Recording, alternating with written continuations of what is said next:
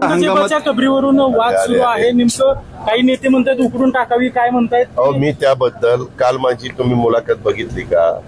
परत परत का तेच मुद्दे काढता? त्याबद्दल मी माझं स्पष्ट मत एका मुलाखतीमध्ये काल मला वाटतं एबीपी माझानी माझी मुलाखत घेतलेली होती, त्याच्यामध्ये सांगितलेलं आहे छत्रपती शिवाजी महाराजांनी 18 पगड जाती 12 बलुतेदारांना घेऊन हिंदवी स्वराज्याची स्थापना केली. त्याच्यामध्ये अनेक जातीचे धर्माचे पंथाचे लोक त्यामध्ये होते, त्याच्यामध्ये मुस्लिम समाजाचे पण लोक होते. दारुगोळाचा प्रमुख देखील मुस्लिम समाजाचा त्याच्यात होता, सरदार होते, बरेच लोक होते.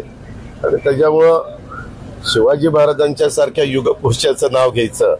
शिवाजी महाराज असतील, राजर्षी शाहू महाराज असतील, महात्मा ज्योतिराव फुले असतील, सावित्रीबाई फुले असतील किंवा डॉक्टर बाबासाहेब आंबेडकर असतील, आमचे अण्णाभाऊ साठे असतील, पुण्यश्लोक अहिल्यादेवी होळकर असतील, राजमाता जिजाऊ असतील, ह्या सगळ्या मान्यवरांनी नेहमीच सर्वांना न्याय देण्याचा प्रयत्न केला आणि त्यांच्या स्वतःच्या कारकिर्दीमध्ये देखील सगळ्या समाजाला जातीय सलोखा ठेवून पुढे नेण्याचा प्रयत्न केला. त्याच्यामुळं आज आपल्या पुढे वेगळे इतर प्रश्न आहेत. अशा वेळेस नको ते प्रश्न काढून समाजामध्ये तेढ निर्माण करण्याचं काम कुणीच करू नये आणि कायदा सुव्यवस्था पण सांभाळण्याचं काम सर्वांचंच आहे, विशेषतः सरकारचं जास्त आहे.